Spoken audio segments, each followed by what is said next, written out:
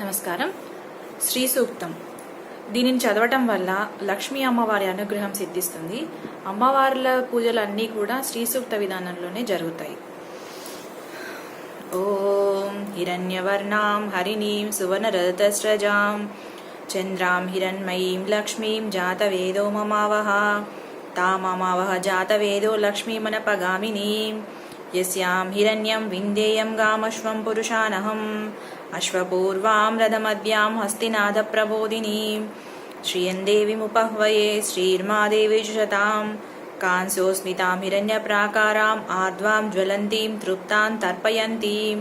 పద్మే స్థితాం పద్మవర్ణాం తామిహోపహ్వయే శ్రియం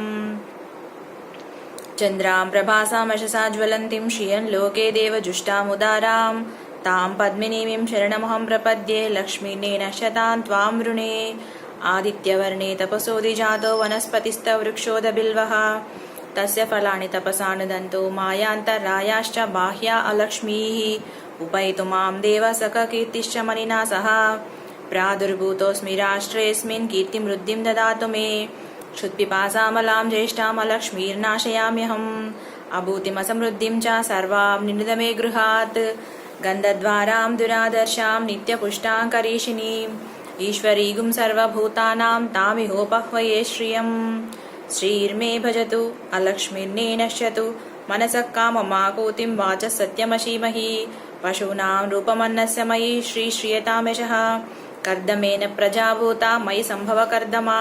శ్రియం వాసయ మే కులే మాతరం పద్మమాలినీం ఆపశ్రయంత స్నిగ్ధాని చిక్లితవసమే గృహే నిచదేవీం మాతరం శ్రియం వాసయ మే కులే ఆర్ద్రాం పుష్కరిణీం పుష్టిం పింగళాం పద్మమాలినీం చంద్రాం హిరణ్మయీం లక్ష్మీం జాతవేదో మమావహ ఆర్ద్రాం యఃకరిణీం పుష్టిం సువర్ణాం హేమమాలినీం సూర్యాం హిరణ్మయీం లక్ష్మీం జాతవేదో మమావహ తామమావహ జాతవేదో లక్ష్మీమనపగామినీం యస్యాం హిరణ్యం ప్రభూతం గావో దాస్యోశ్వాన్ విందేయం పురుషానహం యశుజీ ప్రయతో భూత్వా జుహుదాదజుమన్వహం శ్రియపంచశ్చంత శ్రీకామ సతం జపేత్. ఫలశ్రుతి. ఆనందం కర్దమశ్చైవ చిక్లీతైతి విశ్రుతాః ఋషయేస్తయత్రయపుత్రా స్వయం శ్రీరేవ దేవతా పద్మాసనే పద్మౌరు పద్మాక్షి పద్మసంభవే త్వం మాం భజస్వ పద్మాక్షి येन సౌఖ్యం లభామ్యహం అశ్వదాయి చ గోదాయి ధనదాయి మహాధనే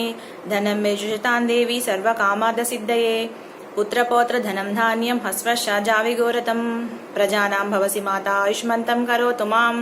చంద్రాభాం లక్ష్మీమీశానాం సూర్యాభాం శ్రియమీశ్వరీం చంద్రసూర్యాగ్ని సర్వాభాం శ్రీమహాలక్ష్మ్యుపాస్మహే ధనమగ్నిర్ధనం వాయుర్ధనం సూర్యో ధనం వసుః ధనమింద్రో బృహస్పతిర్వరణం ధనమశ్నుతే వైనతేయ సోమం బిభ వృత్రః సోమం ధనస్య సోమినో మహ్యం దదాతు సోమిని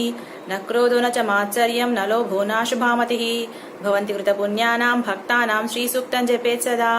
వర్షంతు తే విభావిర్దవో అభ్రస్య విద్యుతః రోహంతు సర్వబీజాన్యవ బ్రహ్మాద్విషోజః పద్మప్రియే పద్మిని పద్మహస్తే పద్మాలయే పద్మదళాయతాక్షి విశ్వప్రియే విష్ణుమనోనుకూలే త్వత్పాదపద్మమయ సన్నిధస్వ యా సా పద్మాసనస్థా విపులకటతటీ పద్మపత్రాయతాక్షి గంభీరావర్తనాభిः సరమరమితా శుభ్రవస్త్రోత్తరీయా లక్ష్మీర్దివ్యగజేంద్రైర్మణిగణికచితైः స్నాపితా హేమకుంభైः నిత్యాం సా పద్మహస్తా మమ స్వగృహే సర్వమాంగళ్యయుక్తా లక్ష్మీం క్షీరసముద్రాతనయాం శ్రీరంగధామేశ్వరీం దాసీభూత సమస్తదేవనితాం లోకైకదీపాంకురాం శ్రీమన్మందకటాక్షలబ్ధవివద్ బ్రహ్మేంద్రగంగాధరాం త్వాం త్రైలోక్యకుటుంబినీం సరసిజాం వందే ముకుందప్రియాం సిద్ధలక్ష్మీర్మోక్షలక్ష్మీర్జయలక్ష్మీ సరస్వతి శ్రీర్లక్ష్మీర్వరలక్ష్మీశ్చ ప్రసన్నా మమ సర్వదా పరాంకుశోపాశమభీతిముద్రాంకరైర్వహంतीं కమలాసనస్తాం బాలార్కకోటిప్రతిభాం త్రినేత్రాం భజేహమంబాం జగదీశ్వరీం తాం సర్వమంగళమాంగళ్యే శివే సర్వార్థసాధకే శరణ్యే త్రయంబకే దేవి నారాయణీ నమోస్తుతే సక్తుమివుతు నా పునంతో యత్ర ధీరా మనసా వాచమక్రతత్రా సఖా యస్సఖ్యాని జానతే భద్రేషాం లక్ష్మీ నియతాదివాచి ప్రణో దేవి సరస్వతి వాజేభిర్వాజనీవతి ధీనామవిత్ర్యవతు గౌరీమిమాయ సలిలాని తక్షక్తేకపది ద్విపది స చతుష్పది అష్టాపది నవపది బభూషి సహస్రాక్షర పరమే వ్యోమాన్. ఓం శాంతి శాంతి శాంతి. Thank you.